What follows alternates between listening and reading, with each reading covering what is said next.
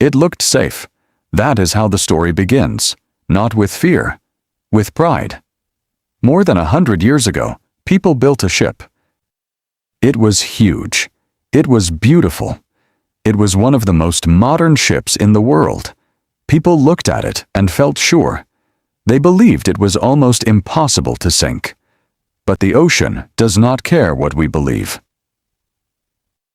On one cold night, that great ship met an iceberg, and in just a few hours, the world changed forever. Today, we will walk through that story slowly.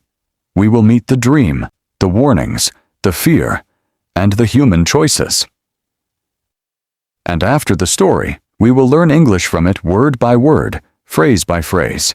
Stay with me, because this is more than a story about a ship. It looked safe, but history was about to teach a deeper lesson. Chapter 1. A ship built like a promise picture. A cold city in the north of Ireland. The city is Belfast.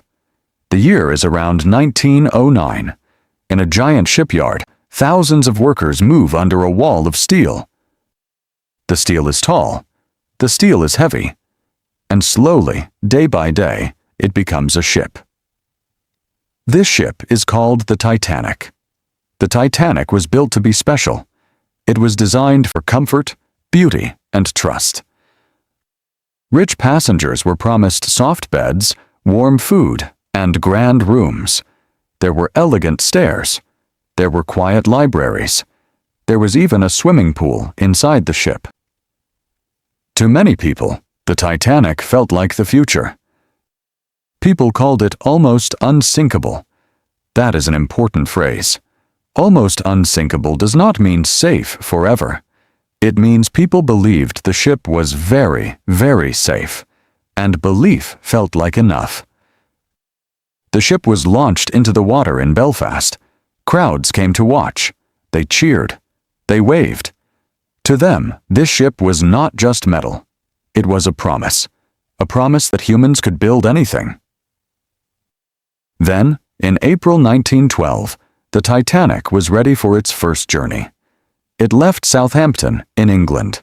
Then it stopped at Cherbourg in France and Queenstown in Ireland. After that, it began crossing the Atlantic Ocean toward New York. The day was bright. Families stood on the dock. Some passengers smiled. Some cried. Hands waved in the air. Many people felt proud. The engine started. The great ship moved. Smoke rose from the funnels into the sky. In that moment, almost nobody was afraid. Why would they be? The ship was strong. The plan was clear. The future looked golden. But here is the quiet truth of history. Confidence is a feeling. Safety is a fact.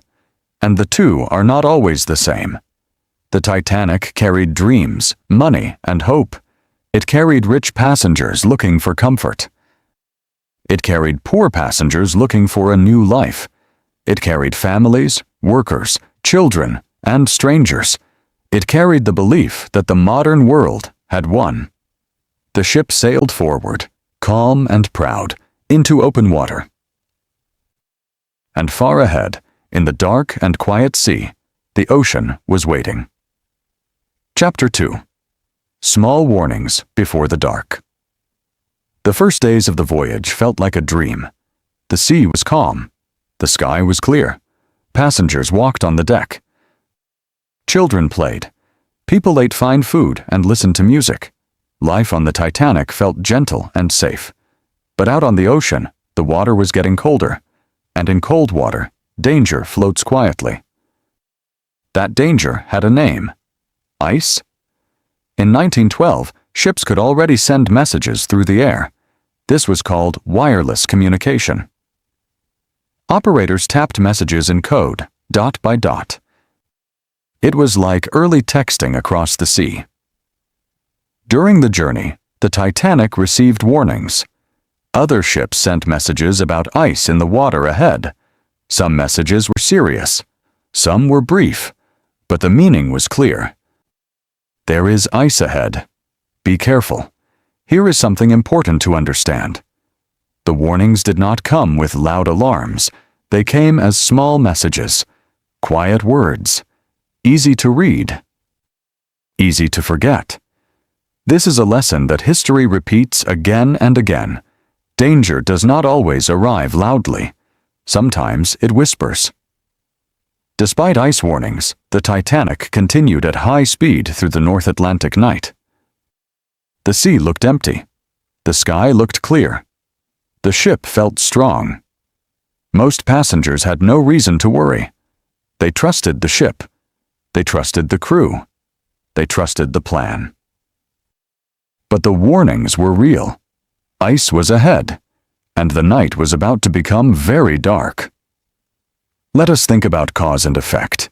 The cause was ice in the water. The possible effect was danger. The warnings tried to connect the two, but not enough people truly heard them. This is why warnings matter. A warning is a gift. It gives you time. It gives you a choice. But a warning only works if someone listens. On that calm and freezing night, the Titanic moved forward through black water. The stars were bright. The sea was silent. And somewhere ahead, hidden in the dark, the iceberg was waiting. Chapter 3. Less than a minute. High above the ship, in a small place called the Crow's Nest, two lookouts watched the dark sea. It was late. It was cold. The water was flat and black. There was no moon. The ocean and the sky were almost the same color, deep, endless dark. The lookouts had a hard job. They had to see danger before it was too late, but the night made that difficult. The lookouts reportedly had no binoculars, and the sea was unusually calm. When the sea is calm, waves do not break against ice. There is less white water, less movement, less warning. Then, suddenly, they saw it. A dark shape. Right ahead, rising out of the water. An iceberg. One lookout rang the bell 3 times.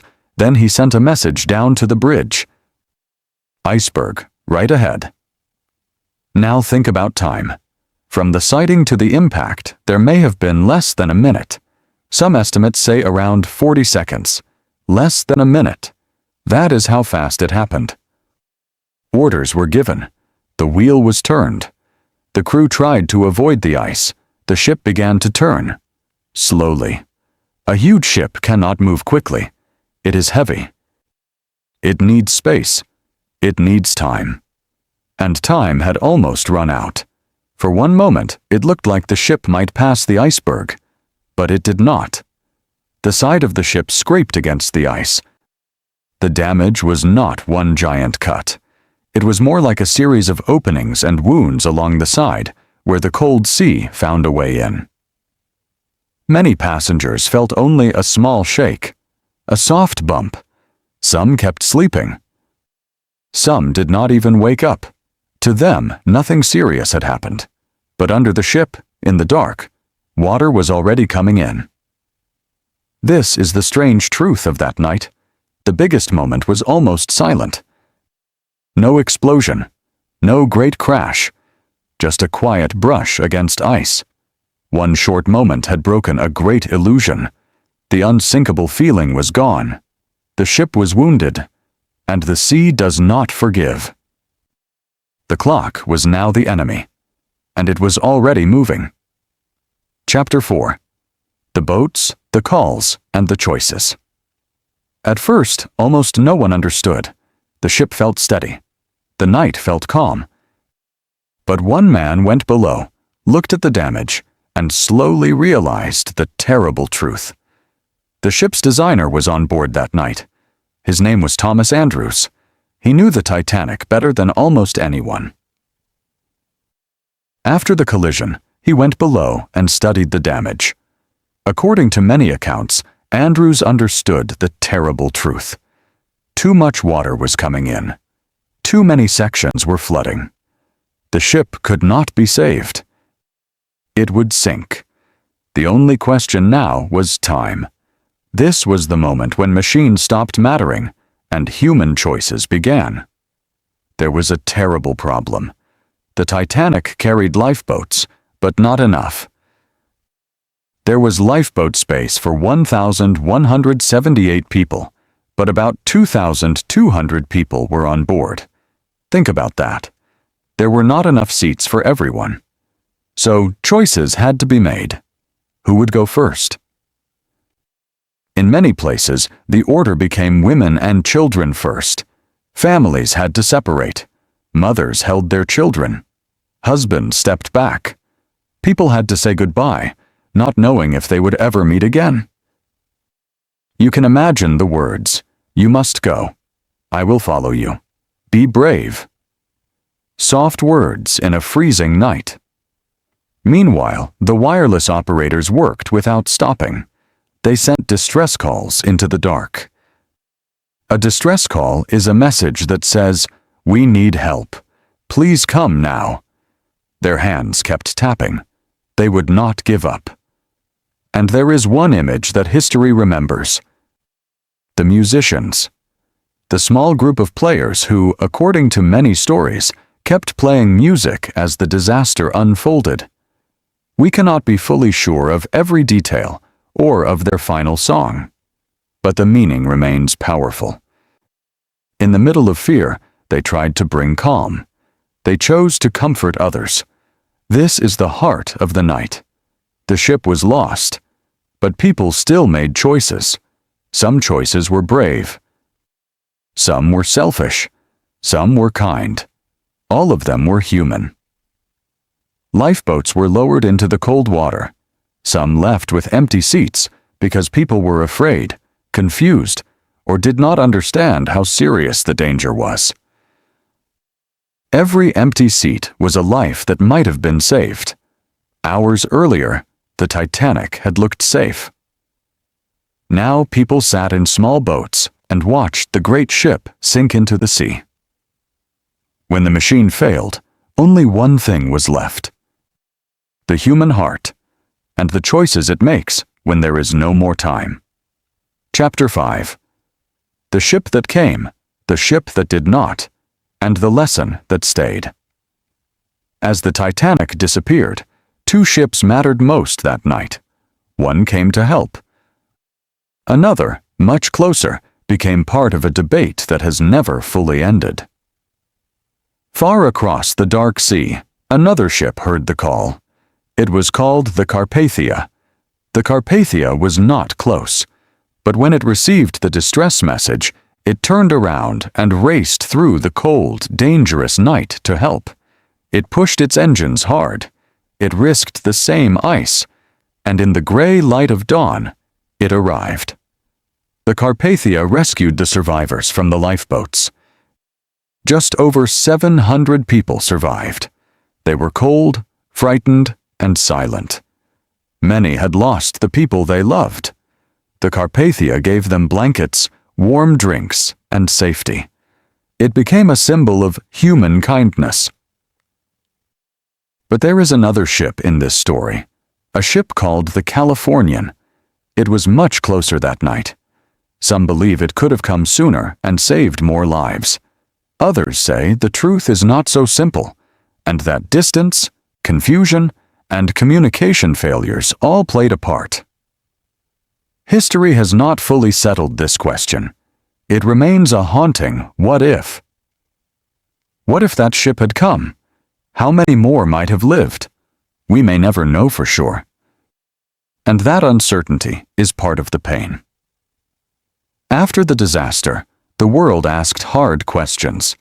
There were official inquiries in both Britain and America. People wanted to understand what had gone wrong. And here is where tragedy became a lesson. New maritime safety reforms followed. Ships needed enough lifeboat space for everyone on board. Wireless watches became more important. International ice patrols were created to watch the North Atlantic and warn ships about ice. These changes helped save lives in the years that followed. Many years later, in 1985, explorers finally found the wreck of the Titanic, deep on the floor of the ocean.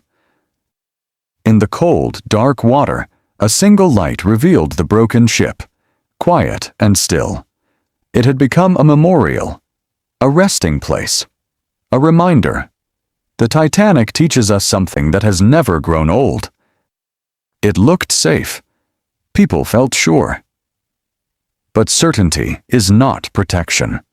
We have learned that warnings must be heard. We have learned that human choices matter. And we have learned that tragedy is only wasted if we refuse to learn from it. The ship is gone, but the lesson stayed, and it still speaks to us today, quietly, from the bottom of the sea.